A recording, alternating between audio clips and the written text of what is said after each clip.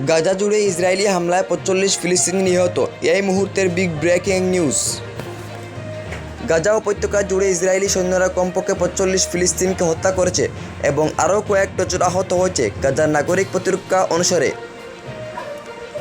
বেসামরিক প্রতিরক্ষার মুখপাত্র মাহমুদ বাশার শুক্রবার বলেছেন যে দক্ষিণাঞ্চলের শহর খান ইউনুসে বারাকা পরিবারের একটি আবাসিক বাড়ি লক্ষ্য করে ইসরায়েলি বিমান হামলায় ১০ জন নিহত হয়েছে এবং একটি নাপিত দোকানে বিমান হামলায় পরে ২ শিশু এবং একজন মহিলা সহ আরও ৬ জন মারা গেছে।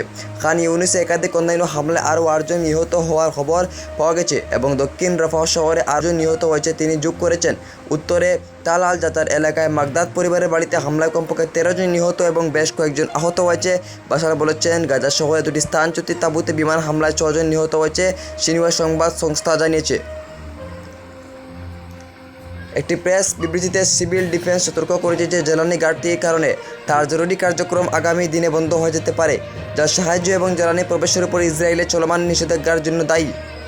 একই অঞ্চলে একটি পৃথক আক্রমণে একটি ইসরায়েলি বিমান হামলা আল তুয়াম এলাকায় বাস্তুচ্যুত বেসামরিকদের আশ্রয় দেওয়ার একটি তাঁবুতে আঘাত করে ২ ফিলিস্তিনি নিহত এবং ৬ জন আহত হয়।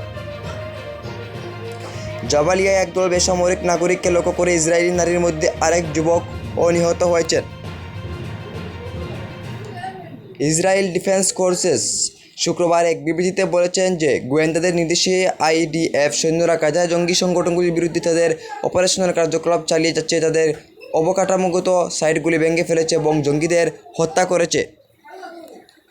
ইসরায়েলি বিমান বাহিনী গাজার মধ্যে দিয়ে প্রায় ৪০টি সন্ত্রাসী লক্ষ্যবস্তুতে হামলা চালিয়েছে, যার মধ্যে সন্ত্রাসবাদী, সামরিক কাঠামো এবং অস্ত্র সেটারেজ রয়েছে।